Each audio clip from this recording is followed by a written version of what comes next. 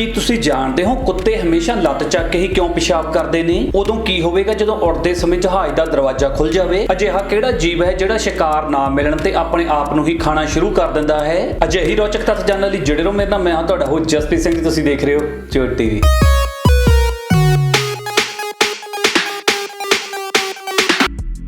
ਤੁਸੀਂ ਬਹੁਤ ਸਾਰੇ ਮੈਚਾਂ ਦੇ ਵਿੱਚ ਅਜਿਹੇ ਗਰਾਊਂਡ ਤੇ ਬਣੇ ਹੋਏ ਐਡ ਤਾਂ ਜ਼ਰੂਰ ਦੇਖੇ ਹੋਣਗੇ, ਪਰ ਕੀ ਤੁਹਾਨੂੰ ਪਤਾ ਹੈ ਕਿ ਇਹਨਾਂ ਐਡ ਨੂੰ ਕਿਸ ਤਰ੍ਹਾਂ ਬਣਾਇਆ ਜਾਂਦਾ ਹੈ? ਪਹਿਲਾਂ ਦੇ ਸਮੇਂ ਦੇ ਵਿੱਚ ਤਾਂ ਇਹ ਐਡ ਘਾਹ ਦੇ ਮੈਦਾਨ ਦੇ ਉੱਪਰ ਰੰਗ ਦੇ ਨਾਲ ਬਣਾਏ ਜਾਂਦੇ ਸਨ, ਪਰ ਜਿਵੇਂ-ਜਿਵੇਂ ਸਮਾਂ ਬੀਤਦਾ ਗਿਆ ਰੰਗਾਂ ਦੀ ਜਗ੍ਹਾ ਟੈਕਨੋਲੋਜੀ ਅਤੇ 3D ਗ੍ਰਾਫਿਕ ਨੇ ਲੈ ਲਈ। ਹੁਣ ਇਹ ਐਡ ਨੂੰ ਲਾਈਵ ਟੈਲੀਕਾਸਟ ਦੇ ਵਿੱਚ ਹੀ ਐਡ ਕੀਤਾ ਜਾਂਦਾ ਹੈ। ਸਾਨੂੰ ਇਹ ਲੱਗਦਾ ਹੈ ਕਿ ਇਹ ਘਾਹ ਦੇ ਉੱਪਰ ਛਪੇ ਹੋਏ ਨੇ, ਪਰ ਅਸਲ ਦੇ ਵਿੱਚ ਇਹ ਕੰਪਿਊਟਰ ਦੁਆਰਾ ਹੀ ਦਿਖਾਏ ਜਾਂਦੇ ਨੇ, ਜਦਕਿ ਘਾਹ ਦੇ ਉੱਪਰ ਕੁਝ ਵੀ ਛਪਿਆ ਨਹੀਂ ਹੁੰਦਾ। ਇਸ ਟੈਕਨੋਲੋਜੀ ਦੇ ਨਾਲ ਇੱਕ ਤਾਂ ਪੇਂਟ ਦਾ ਖਰਚਾ ਬਚਦਾ ਹੈ, ਦੂਸਰਾ ਕਈ ਸਾਰੇ ਸਪਾਂਸਰਾਂ ਦੀ ਐਡ ਇੱਕ ਹੀ ਮੈਚ ਦੇ ਵਿੱਚ ਦਿਖਾ ਦਿੱਤੀ ਜਾਂਦੀ ਹੈ। ਅਲਾਸਕਾ ਦੇ ਵਿੱਚ ਇੱਕ ਅਜਿਹੀ ਜਗ੍ਹਾ ਵੀ ਹੈ ਜਿਸ ਨੂੰ ਬਲੱਡ ਫਾਲਸ ਵੀ ਕਹਿੰਦੇ ਨੇ, ਤੇ ਇਸ ਦਾ ਪਾਣੀ ਦੇਖਣ ਨੂੰ ਖੂਨ ਜਿਹਾ ਦਿਸਦਾ ਹੈ, ਪਰ ਅਸਲ ਦੇ ਵਿੱਚ ਇਹ ਇਸ ਲਈ ਹੁੰਦਾ ਹੈ ਕਿਉਂਕਿ ਇੱਥੇ ਪਾਣੀ ਦੇ ਵਿੱਚ ਆਇਰਨ ਆਕਸਾਈਡ ਦੀ ਮਾਤਰਾ ਬਹੁਤ ਜ਼ਿਆਦਾ ਹੈ, ਇਸ ਲਈ ਇੱਥੋਂ ਦਾ ਪਾਣੀ ਲਹੂ ਵਰਗਾ ਦਿਸਦਾ ਹੈ।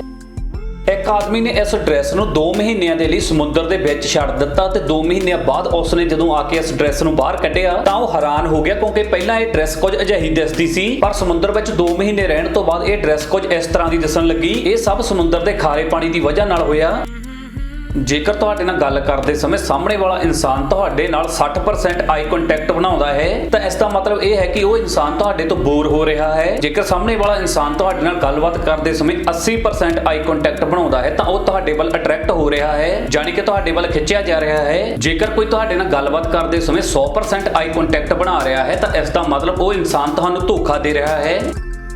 ਜੂਲੀਅਸ ਸੀਜ਼ਰ, ਜਿਨ੍ਹਾਂ ਨੇ ਰੋਮਨ ਸਾਮਰਾਜ ਨੂੰ ਲੀਡ ਕਰਨ ਦੇ ਵਿੱਚ ਬਹੁਤ ਵੱਡਾ ਰੋਲ ਨਿਭਾਇਆ ਸੀ, ਜੇਕਰ ਅੱਜ ਵੀ ਉਹ 21ਵੀਂ ਸਦੀ ਦੇ ਵਿੱਚ ਜਿਉਂਦੇ ਹੁੰਦੇ ਤਾਂ ਕੁਝ ਇਸ ਤਰ੍ਹਾਂ ਦਿਖਾਈ ਦਿੰਦੇ। ਤੁਸੀਂ ਇਹ ਤਾਂ ਜ਼ਰੂਰ ਸੁਣਿਆ ਹੋਵੇਗਾ ਕਿ ਦੁੱਧ ਪੀਣ ਦੇ ਨਾਲ ਹੱਡੀਆਂ ਮਜ਼ਬੂਤ ਹੁੰਦੀਆਂ ਨੇ। ਇਹ ਗੱਲ ਕੁਝ ਹੱਦ ਤੱਕ ਸਹੀ ਵੀ ਹੈ ਤੇ ਗਲਤ ਵੀ। ਜੇਕਰ ਤੁਸੀਂ ਔਰਤ ਹੋ ਤਾਂ ਦੁੱਧ ਪੀਣ ਦੇ ਨਾਲ ਤੁਹਾਡੀਆਂ ਹੱਡੀਆਂ ਮਜ਼ਬੂਤ ਹੋਣ ਦੀ ਬਜਾਏ ਕਮਜ਼ੋਰ ਹੋਣਗੀਆਂ। ਤੁਸੀਂ ਇਹ ਤਾਂ ਗੱਲ ਕਈ ਵਾਰ ਸੁਣੀ ਹੋਵੇਗੀ ਕਿ ਇਸ ਕੰਪਨੀ ਦਾ ਸਰਵਰ ਬਹੁਤ ਵੱਡਾ ਹੈ ਜਾਂ ਇਸ ਕੰਪਨੀ ਦਾ ਸਰਵਰ ਕੱਲ ਡਾਊਨ ਹੋ ਗਿਆ, ਪਰ ਕੀ ਤੁਸੀਂ ਕਦੇ ਸਰਵਰ ਰੂਮ ਦੇਖਿਆ ਹੈ? ਜੇ ਨਹੀਂ ਦੇਖਿਆ ਤਾਂ ਆਹ ਦੇਖੋ, ਇਹ ਦੁਨੀਆ ਦੀਆਂ 2 ਮਸ਼ਹੂਰ ਕੰਪਨੀਆਂ ਦੇ ਸਰਵਰ ਰੂਮ ਨੇ। ਹੁਣ ਤੁਹਾਨੂੰ ਦੱਸਦੇ ਹਾਂ ਜੀ ਦੁਨੀਆ ਦੀ ਸਭ ਤੋਂ ਜ਼ਿਆਦਾ ਬਦਸੂਰਤ ਦਿਖਣ ਵਾਲੀ ਮੱਛੀ ਬਾਰੇ। ਇਸ ਦਾ ਨਾਮ ਹੈ ਗੋਲਡ ਫਿਸ਼। ਇਸ ਨੂੰ ਦੁਨੀਆ ਦੀ ਸਭ ਤੋਂ ਜ਼ਿਆਦਾ ਬਦਸੂਰਤ ਮੱਛੀ ਹੋਣ ਦਾ ਅਵਾਰਡ ਵੀ ਮਿਲਿਆ ਹੈ। ਇਹ ਮੱਛੀ ਸਾਊਥ ਈਸਟਰਨ ਆਸਟ੍ਰੇਲੀਆ ਅਤੇ ਤਸਮਾਨੀਆ ਜਿਹੇ ਇਲਾਕਿਆਂ 'ਚ ਪਾਈ ਜਾਂਦੀ ਹੈ। ਤੁਸੀਂ ਬਹੁਤ ਸਾਰੇ ਤਿਉਹਾਰਾਂ ਦੇ ਬਾਰੇ ਸੁਣਿਆ ਹੋਵੇਗਾ, ਪਰ ਤੁਸੀਂ ਯਕੀਨ ਨਹੀਂ ਕਰੋਗੇ ਇਸ ਦੁਨੀਆ 'ਚ ਇੱਕ ਰੈੱਡ ਹੈਡ ਨਾਮ ਦਾ ਤਿਉਹਾਰ ਵੀ ਮਨਾਇਆ ਜਾਂਦਾ ਹੈ। ਇਸ ਦਿਨ ਲੱਖਾਂ ਦੀ ਸੰਖਿਆ ਦੇ ਵਿੱਚ ਉਹ ਲੋਕ ਇਕੱਠੇ ਹੁੰਦੇ ਨੇ ਜਿਨ੍ਹਾਂ ਦੇ ਵਾਲ ਕੁਦਰਤੀ ਲਾਲ ਹੁੰਦੇ ਨੇ। ਉਹ ਇੱਕ ਜਗ੍ਹਾ ਤੇ ਇਕੱਠੇ ਹੁੰਦੇ ਨੇ ਸਮਾਲ ਟਾਊਨ ਬਰੀਡਾ ਵਿੱਚ ਇਸ ਤਿਉਹਾਰ ਨੂੰ ਮਨਾਉਣ ਲਈ। ਇਹ ਹੈ ਜੀ ਸਾਲ 2009 ਦੀ ਸਭ ਤੋਂ ਜ਼ਿਆਦਾ ਭੇਦ ਭਰੀ ਫੋਟੋ। ਇਸ ਫੋਟੋ ਨੂੰ 22 ਜਨਵਰੀ ਨੂੰ ਸਵੇਰ 11:10 ਤੇ ਖਿੱਚਿਆ ਗਿਆ ਸੀ। ਇਸ ਫੋਟੋ ਨੂੰ ਜੋ ਸਭ ਤੋਂ ਜ਼ਿਆਦਾ ਭੇਦ ਭਰੀ ਬਣਾਉਂਦੀ ਹੈ ਉਹ ਹੈ ਜੀ ਇਹ ਚੀਜ਼ ਜਿਸ ਨੂੰ ਹਲੇ ਤੱਕ ਵਿਗਿਆਨੀ ਵੀ ਨਹੀਂ ਸਮਝ ਸਕੇ। ਨੀਲ ਆਰਮਸਟਰੌਂਗ, ਜਿਨ੍ਹਾਂ ਨੂੰ ਕਿ ਸਾਰੇ ਜਾਣਦੇ ਹੀ ਨੇ, ਤੁਸੀਂ ਯਕੀਨ ਨਹੀਂ ਕਰੋਗੇ ਪਰ ਉਹਨਾਂ ਨੇ ਚੰਦ ਦੇ ਉੱਪਰ ਜਾਣ ਤੋਂ ਬਾਅਦ ਉੱਥੇ ਇੱਕ ਬਹੁਤ ਵੱਡਾ ਸ਼ੀਸ਼ਾ ਰੱਖਿਆ ਸੀ। ਹੁਣ ਤੁਹਾਡੇ ਮਨ ਦੇ ਵਿੱਚ ਇਹ ਸਵਾਲ ਆਏਗਾ ਕਿ ਚੰਦ ਦੇ ਉੱਪਰ ਸ਼ੀਸ਼ਾ ਕਿਉਂ ਰੱਖਿਆ ਗਿਆ? ਤਾਂ ਇਸ ਦਾ ਜਵਾਬ ਇਹ ਹੈ ਕਿ ਸਾਇੰਟਿਸਟ ਨੂੰ ਅਪੋਲੋ 11 ਮਿਸ਼ਨ ਦੇ ਦੌਰਾਨ ਵੀ ਇਹ ਨਹੀਂ ਪਤਾ ਸੀ ਕਿ ਧਰਤੀ ਤੋਂ ਚੰਦ ਅਸਲ ਦੇ ਵਿੱਚ ਕਿੰਨੀ ਦੂਰੀ ਤੇ ਹੈ। ਉਹੀ ਵਜ੍ਹਾ ਸੀ ਜਿਸ ਦੇ ਕਾਰਨ ਚੰਦ ਦੇ ਉੱਪਰ ਇਹ ਸ਼ੀਸ਼ਾ ਰੱਖਿਆ ਗਿਆ। ਧਰਤੀ ਤੋਂ ਇੱਕ ਲੇਜ਼ਰ ਬੀਮ ਉਸ ਸ਼ੀਸ਼ੇ ਦੇ ਉੱਪਰ ਮਾਰੀ ਗਈ ਤੇ ਫਿਰ ਉਸ ਲੇਜ਼ਰ ਦੇ ਆਉਣ ਜਾਣ ਦੇ ਟਾਈਮ ਨੂੰ ਕੈਲਕੂਲੇਟ ਕਰਕੇ ਧਰਤੀ ਅਤੇ ਚੰਦ ਦੇ ਵਿਚਕਾਰ ਦੀ ਦੂਰੀ ਮਾਪੀ ਗਈ। ਇਸ ਪੂਰੇ ਐਕਸਪੈਰੀਮੈਂਟ ਨੂੰ ਲੂਨਰ ਲੇਜ਼ਰ ਰਿਗਿੰਗ ਐਕਸਪੈਰੀਮੈਂਟ ਕਿਹਾ ਗਿਆ। ਇਹ ਜਿਹੜੀ ਤੁਸੀਂ ਮੱਛੀ ਦੇਖ ਰਹੇ ਹੋ ਜੀ ਇਹ ਹੈ ਟਾਈਗਰ ਫਿਸ਼। ਇਹ ਮੱਛੀ ਬਹੁਤ ਜ਼ਿਆਦਾ ਸਿਆਣੀ, ਸਮਝਦਾਰ ਤੇ ਤੇਜ਼ ਹੈ। ਕਿਹਾ ਜਾਂਦਾ ਹੈ ਕਿ ਇਹ ਮੱਛੀ ਵੱਡੇ-ਵੱਡੇ ਮਗਰਮੱਛਾਂ ਨੂੰ ਵੀ ਆਸਾਨੀ ਦੇ ਨਾਲ ਆਪਣਾ ਸ਼ਿਕਾਰ ਬਣਾ ਲੈਂਦੀ ਹੈ ਤੇ ਇਸ ਦੀ ਚਲਾਕੀ ਦਾ ਤਾਂ ਕੋਈ ਜਵਾਬ ਹੀ ਨਹੀਂ। ਇਹ ਆਪਣੇ ਉੱਪਰ ਹੋਣ ਵਾਲੇ ਹਮਲਿਆਂ ਨੂੰ ਮੌਕੇ ਤੇ ਹੀ ਸਮਝ ਲੈਂਦੀ ਹੈ ਤੇ ਬਚ ਜਾਂਦੀ ਹੈ। ਇਹ ਟਾਈਗਰ ਮੱਛੀ ਸ਼ਾਂਤ ਪਾਣੀ ਦੇ ਵਿੱਚ ਹੀ ਪਾਈ ਜਾਂਦੀ ਹੈ ਕਿਉਂਕਿ ਤੇਜ਼ ਵਹਾਅ ਦੇ ਵਿੱਚ ਇਹ ਸ਼ਿਕਾਰ ਨਹੀਂ ਕਰ ਸਕਦੀ। ਤੁਹਾਡੇ ਵਿੱਚੋਂ ਬਹੁਤ ਸਾਰੇ ਲੋਕ ਕਾਰ ਡਰਾਈਵਿੰਗ ਕਰਨੀ ਤਾਂ ਜਾਣਦੇ ਹੀ ਹੋਣਗੇ, ਪਰ ਕੀ ਤੁਹਾਨੂੰ ਪਤਾ ਹੈ ਜਿਹੜੀ ਫਿਜ਼ਿਕਸ ਦੇ ਉੱਪਰ ਕਾਰਾਂ ਚੱਲਦੀਆਂ ਨੇ ਉਸ ਦਾ ਮਾਸਟਰਮਾਈਂਡ ਐਲਬਰਟ ਆਇਨਸਟਾਈਨ ਨੂੰ ਖੁਦ ਕਾਰ ਚਲਾਉਣੀ ਨਹੀਂ ਆਉਂਦੀ ਸੀ ਤੇ ਆਇਨਸਟਾਈਨ ਪੈਦਲ ਹੀ ਕੰਮ ਤੇ ਜਾਣਾ ਪਸੰਦ ਕਰਦੇ ਸਨ। ਤੁਹਾਡੀ ਸਕਰੀਨ ਤੇ ਮੌਜੂਦ ਇਹ 2 ਇਨਸਾਨ ਤੁਹਾਨੂੰ ਇੱਕ ਹੀ ਲੱਗ ਰਹੇ ਹੋਣਗੇ। ਇਹ 2 ਅਲੱਗ-ਅਲੱਗ ਇਨਸਾਨ ਨੇ ਪਰ ਦਿਸਦੇ ਇੱਕੋ ਜਿਹੇ ਨੇ।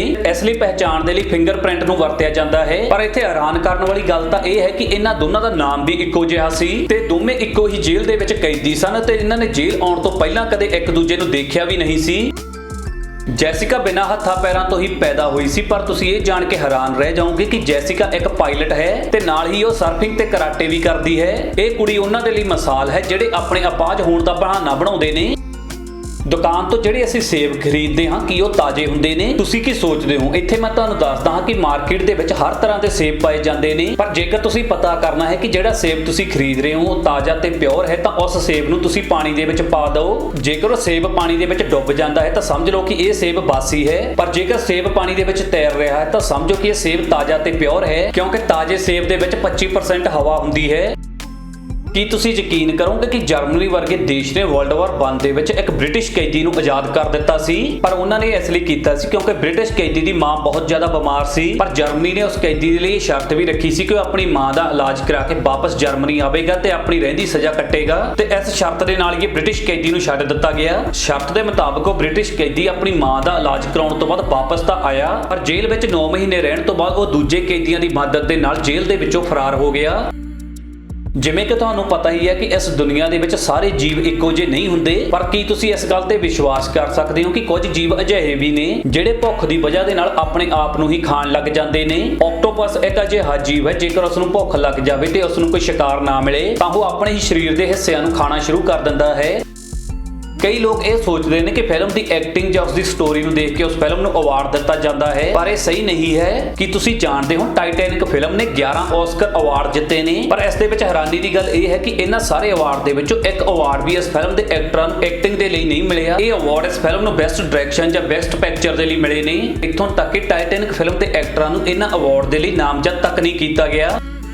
ਕੀ ਹੋਵੇਗਾ ਜਦੋਂ ਪਲੇਨ ਦਾ ਦਰਵਾਜ਼ਾ ਹਵਾ ਦੇ ਵਿੱਚ ਖੁੱਲ ਜਾਵੇ? ਜਦੋਂ ਜਹਾਜ਼ ਜ਼ਮੀਨ ਤੋਂ ਉੱਡਦਾ ਹੈ ਤਾਂ ਜਹਾਜ਼ ਦੇ ਅੰਦਰ ਅਤੇ ਬਾਹਰ ਦਾ ਪ੍ਰੈਸ਼ਰ ਬਿਲਕੁਲ ਬਰਾਬਰ ਹੁੰਦਾ ਹੈ, ਪਰ ਜਿਵੇਂ-ਜਿਵੇਂ ਜਹਾਜ਼ ਹਵਾ ਦੇ ਵਿੱਚ ਉੱਪਰ ਜਾਂਦਾ ਹੈ ਤਾਂ ਜਹਾਜ਼ ਦੇ ਅੰਦਰ ਦਾ ਪ੍ਰੈਸ਼ਰ ਵਧਣ ਲੱਗਦਾ ਹੈ। ਪਰ ਮੰਨ ਲਓ ਜੇਕਰ ਜਹਾਜ਼ ਦਾ ਦਰਵਾਜ਼ਾ ਗਲਤੀ ਨਾਲ ਜਾਂ ਕਿਸੇ ਪ੍ਰੋਬਲਮ ਦੇ ਨਾਲ ਹਵਾ ਦੇ ਵਿੱਚ ਖੁੱਲ ਜਾਵੇ, ਇਹ ਟੈਕਨੀਕਲੀ ਤਾਂ ਨਹੀਂ ਹੋ ਸਕਦਾ, ਪਰ ਜੇਕਰ ਅਜਿਹਾ ਹੋ ਵੀ ਜਾਵੇ ਤਾਂ ਦੋਵੇਂ ਜਗ੍ਹਾ ਦੇ ਅਲੱਗ-ਅਲੱਗ ਪ੍ਰੈਸ਼ਰ ਕਰਕੇ ਜਹਾਜ਼ ਦੇ ਅੰਦਰ ਦੀਆਂ ਚੀਜ਼ਾਂ ਬਾਹਰ ਨੂੰ ਜਾਣ ਲੱਗਣਗੀਆਂ, ਚਾਹੇ ਫਿਰ ਉਹ ਜਹਾਜ਼ ਦੇ ਵਿੱਚ ਸਫ਼ਰ ਕਰ ਰਹੇ ਯਾਤਰੀ ਹੀ ਕਿਉਂ ਨਾ ਹੋਣ। ਪਰ ਜਹਾਜ਼ ਦੇ ਦਰਵਾਜ਼ੇ ਦੀ ਬਣਾਵਟ ਇਹੋ ਜਿਹੀ ਹੁੰਦੀ ਹੈ ਕਿ ਉਸ ਦਾ ਹਵਾ ਦੇ ਵਿੱਚ ਖੁੱਲਣਾ ਲਗਭਗ ਨਾਮੁਮਕਿਨ ਹੀ ਹੈ।